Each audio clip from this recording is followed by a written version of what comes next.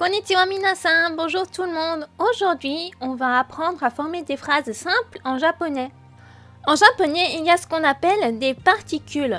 Ce sont des mots de un ou deux caractères qui indiquent la fonction des mots qui précèdent. Sauf exception, il y a des particules entre chaque mot. Voilà la structure qu'on va utiliser pour faire des phrases simples. La particule wa indique le thème. On prend un nom à propos duquel on veut parler. Ensuite, on met wa et le reste de la phrase. La particule wa s'écrit avec le caractère ha, mais se prononce wa. Dans des phrases simples comme ici, le thème sera aussi le sujet, mais il faut se rappeler que la particule wa indique le thème. Ici, des est l'équivalent du verbe être au présent et indique de la politesse. Les phrases avec des sont donc toujours polies. On peut l'utiliser sans particule comme on voit ici. En japonais, le verbe conjugué est toujours à la fin de la phrase. Donc on va voir des phrases avec un sujet, la particule wa, un seul nom et des qui est l'équivalent du verbe être en français. En japonais, il y a plusieurs façons de dire je. Pour les débutants, je recommande d'utiliser watashi pour les filles et dans un contexte très poli, et boku pour les hommes dans le langage courant. Dans cette vidéo, j'ai utilisé watashi pour les exemples.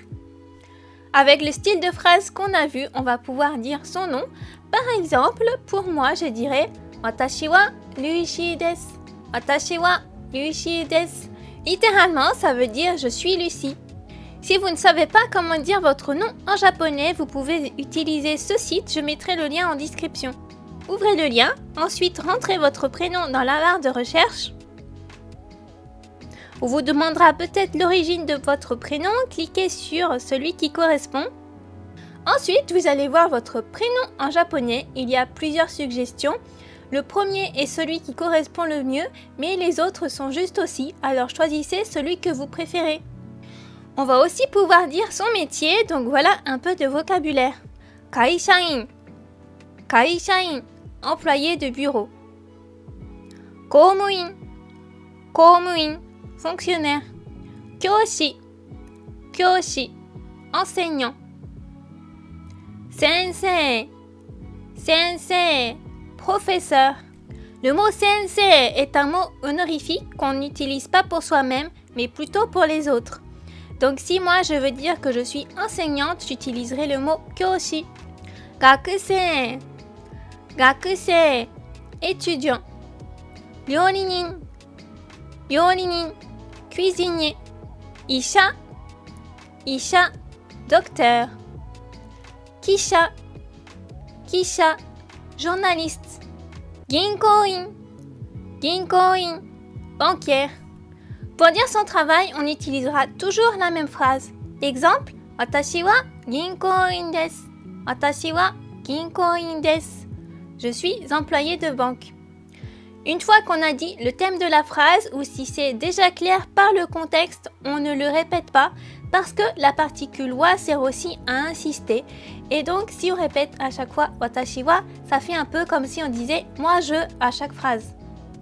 Et en japonais, il n'y a ni genre ni nombre, donc pour un homme ou pour une femme, ce sera pareil. Pour l'autre phrase, on peut enlever le watashi wa et on dira juste kisha desu. Kisha desu. Je suis journaliste. Pour dire sa nationalité, on utilise le nom du pays et on rajoute jin. Voilà quelques noms de pays. France, France, France. Belgique, Belgique, Belgique. Suisse, Suisse, la Suisse. Canada, Canada, le Canada. Algérie, Algérie, l'Algérie. On va utiliser toujours la même phrase et comme j'ai dit tout à l'heure, il n'y a pas de genre, donc pour un homme ou pour une femme, ce sera toujours la même chose, le nom du pays avec jin. Voilà quelques exemples. Watashi wa Furansujin desu. Watashi wa Furansujin desu. Je suis français ou française. On peut toujours enlever le sujet, donc pour le deuxième exemple, Belgijin desu. Belgijin desu. Je suis belge. Quand on veut parler à quelqu'un ou de quelqu'un, on va utiliser le suffixe san. on l'utilise après le prénom ou le nom de famille pour indiquer du respect. On ne l'utilise pas pour son propre nom parce qu'on ne doit pas montrer de respect envers soi-même. En japonais, on n'utilise pas vraiment les pronoms personnels, on utilisera plutôt le nom de la personne avec san. On l'utilise quand on parle d'une tierce personne à la place de il ou elle, ou aussi quand on parle directement à la personne à la place de tu ou vous. Exemple, Yukiko-san wa koumoin desu. Yukiko-san wa koumoin desu. Yukiko est fonctionnaire. Alors là, suivant le contexte, on pourrait aussi traduire cette phrase par elle est fonctionnaire ou tu es fonctionnaire.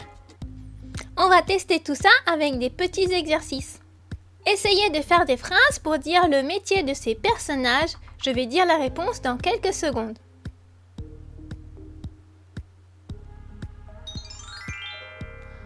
Johnny-san wa kaishain desu. Johnny-san wa kaishain desu. Johnny est employé de bureau. Sara-san wa ginkouin desu. Sara-san wa ginkouin desu. Sarah est banquière. Tom-san wa gakusei desu. Tom-san wa gakusei desu. Tom est étudiant. Maintenant, essayez de faire des phrases pour dire la nationalité de ces personnages. Je vais dire la réponse dans quelques secondes.